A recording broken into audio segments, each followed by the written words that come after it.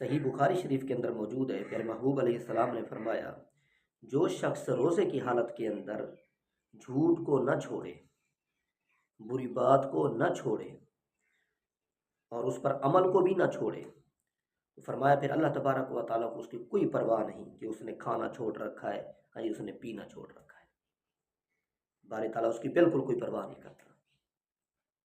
یہیں سے معلوم ہوا کہ جتنے دوسرے معاملات ہیں جو گناہ پر مبنی ہیں، عصیان پر مبنی ہیں، ان سے پرہیز کرنا چاہیے روزے کی حالت کے اندر۔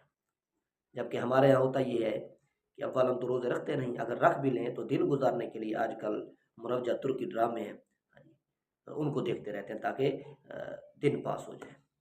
کچھ بدبخت تو دوسری قسم کی بھی فلمیں دیکھتے رہتے ہیں تاکہ دن پاس ہو جائے۔ یہ بخاری شریف کی حدیث ہمیں بتا رہی ہے، جو شخص اس طرح کے معاملات کرے اللہ تعالیٰ کو اس کی پرواہ نہیں رہتی، بالکل بھی رب تبارک و تعالیٰ ان لوگوں کی پرواہ نہیں کرتا۔